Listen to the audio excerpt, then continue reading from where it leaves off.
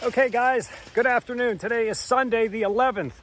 Okay, it's about 3 p.m. I got in a few hours ago from my plane flight. I was on a trip visiting family down in Florida. And I got home, just started cutting my grass, and well, obviously Pittsburgh, as usual. So I didn't get it done. Our rain is unpredictable. Anyways, my neighbor had stopped over from across the street, a different neighbor. AC's not working. So I said, okay, what's not working? Is it blowing any air out of the ductwork? He says nothing. So I instructed him to take the thermostat, put it in fan on mode, and no fan. So most likely we got a problem. Let me get my phone out of the rain. Most likely we got a problem. Check the breaker. Check the 3 amp fuse if there's a 3 amp fuse on the circuit board. We might just have a bad thermostat. We could have a bad blower motor, bad blower motor capacitor. That's what I'm linking it towards right now. But let me grab some tools here and we'll go right over. So let's check her out. Okay guys, got that front yard done. Okay. Just grabbed a small 2.5 gallon bucket, grabbed some hand tools. Let's go see what's going on. I'll show you step by step how we will diagnose this. So, okay, here we go. Okay guys, currently is in auto mode right now and we are off. We'll go to cool mode. When you see a light flashing on a thermostat such as cool, there's usually a time delay. Okay, it'll flash roughly 3, maybe 5 minutes depending upon what thermostat manufacturer has that set up as. So, but I'm going to put it to fan on as well. Let's go down and check the blower motor and air filter on the furnace. Okay guys, here's our older York furnace, but it ran good for quite some time. Okay, so thermostat is in fan on mode. Okay, filter's good. Let's go ahead and pull these. Let's pull this front door off here. Okay, I don't hear anything running at this time. Okay, don't smell anything burnt, that's good. There's our capacitor. Okay, I don't see any circuit board lights. How's our fan motor? Okay, not feeling bearings at this time. Okay, let me push in the safety switch. I don't even hear anything, so let's go ahead and open up this door and check for power directly here. Let's see, where's that? Okay. I don't see a toggle switch for power, so most likely breaker, but we'll check power coming in. Okay guys, I came down. I'm checking the transformer here coming in. Oops, got some debris on my fingers. Okay, pushing our safety switch, we got nothing, okay? So, we have nothing coming in here. I was gonna take this cover off, but I did have my volt pen. So, nothing and nothing coming in, okay? Do not always trust these pens, but they are nice in a pinch, such as this. Next, we go to the breaker. Okay, guys. Number 7 is a furnace. That's on. That's on. We may have a bad breaker, and it's not tripped. Just a different odd set here. I'm going to go ahead and just shut this off and just see. Now let's check power, but that shut off. Yeah, that shut off basement too. So usually I'm used to seeing them dedicated on their own. Air conditioner is dedicated by itself. That's 220. There's no other switches that I know of. Okay, I think we have a bad connection somewhere. There might be a junction box above that drop ceiling. So let's take a walk over here. Okay, so all these lights shut off, correct? Yeah. Okay. Okay, we go up and over. So I don't know if I can see if there's a... Oh, I see a junction box. Is that a little fuse box? Oh, I think it is. I think we're in luck. I think we're in luck. Da-da-da. Yep, there's a little box right there. Okay, so the fuse is most likely blown in there. Let's do this. Oh. Grab my flashlight. Okay, we blown? I can't see at this angle. I'm gonna have to pull it out, I think. Let me flip this switch here. Okay.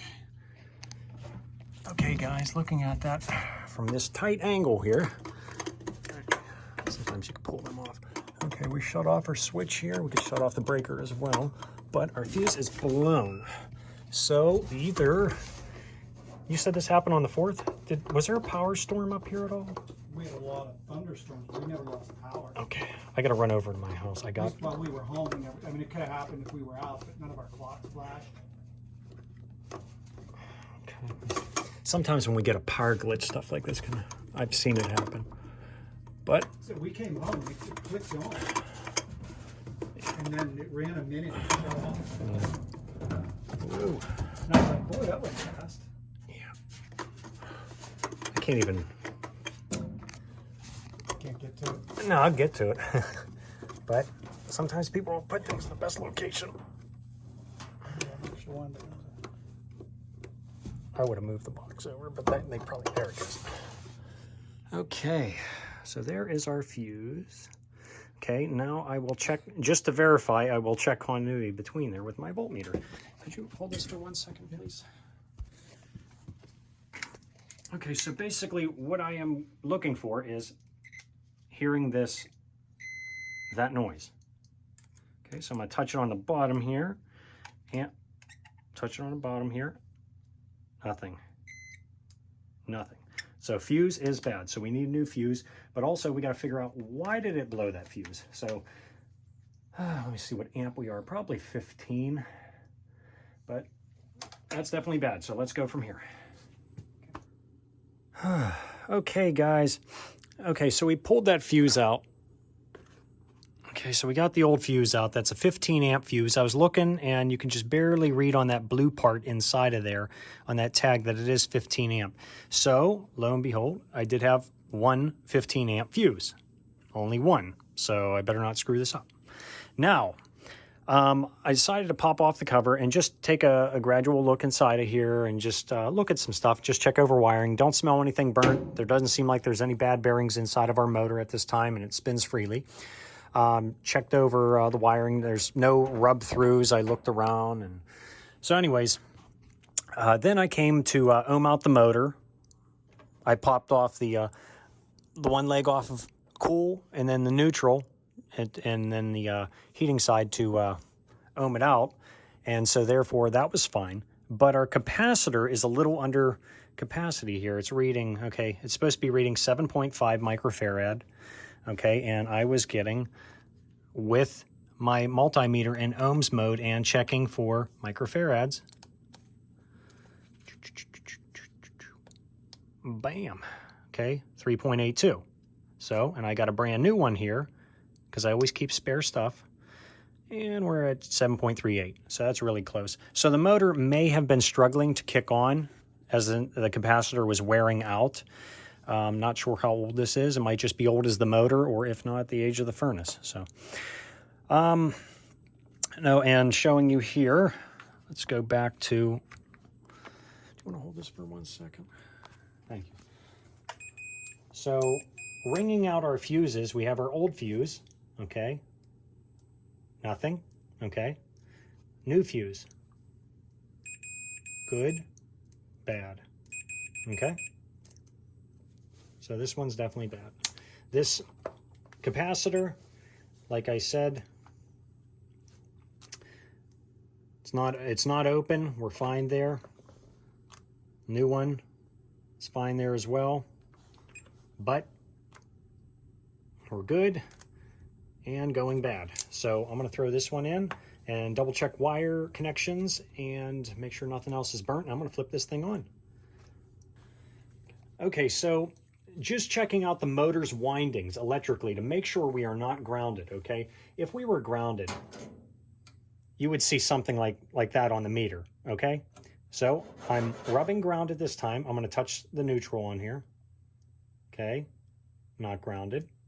Now let's check the high-speed winding. We're good. Now let's check the, this is either medium or medium-low speed.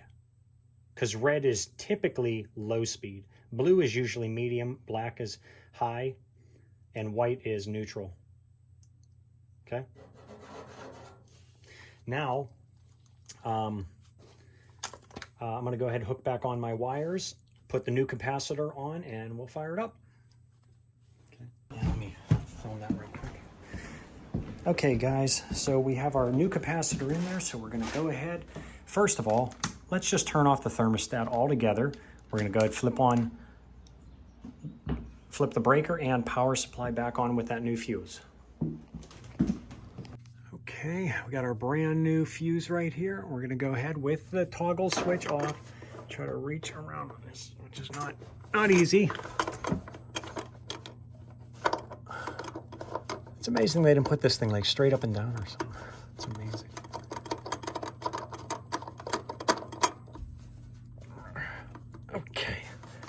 Okay, now I'm going to turn this back on. We do not have power or anything turned on at the furnace at this time. Okay. Don't hear any popping or anything. That's good. My glasses are fogging up. Okay, now we should have power. Boom, right there. Power coming in, going down to our safety switch up in here. So I'm going to stand out of the way and I'm going to push that back. Now our thermostat, everything's off right now, so it's not calling for anything at this time. So push that in. I do have safety glasses on. It's only 120 volt, but still safety first.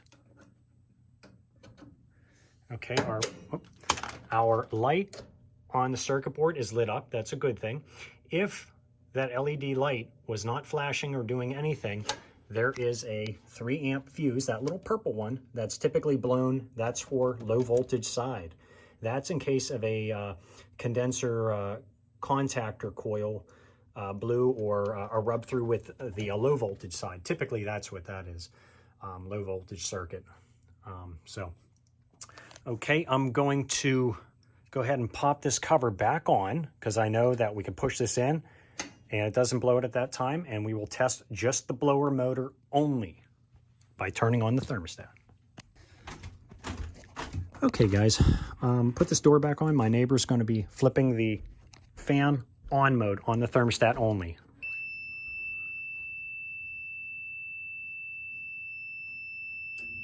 There goes our blower. Okay, blower motor is running at this time. I should have wrote down what the amps are supposed to be. So let's check that out at this time. Okay, 5.4. Okay, what are we reading inside this furnace here? As you could tell, I was not prepared. I know it's right in front of me, guys. Don't point it out.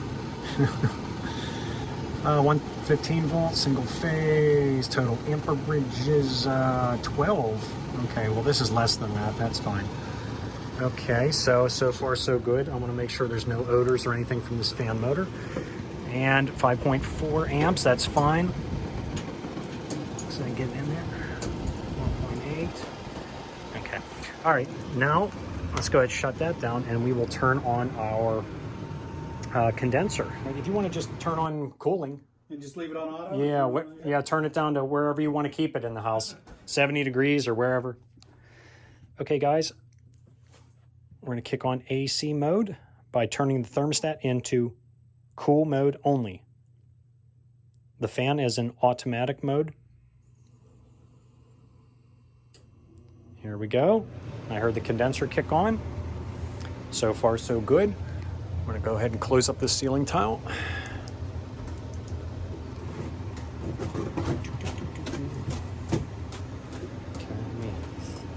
Okay. Yes, it did. I heard it. I'm going to take a walk out there real quick. Take a walk out there. Hopefully it's not lightning still. Grab my umbrella. I hear it running. Yep. And go walk around. Oop. Okay, guys, I'm going to let this run. I feel heat coming out of the condenser, which is nice.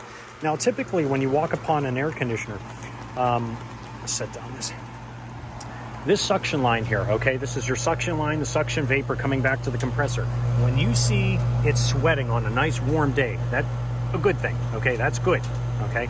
This liquid line here, this is straight liquid, okay? After it comes out as a hot gas, mixture, turns into liquid after it cools down and then comes through. Now, this line should be really warm, okay? Just really warm. If it's so hot you can't even touch it, you better clean this coil. Okay, guys? Okay, well, this does need cleaned as I can see, but I'm gonna let it run for right now because this house is extremely hot.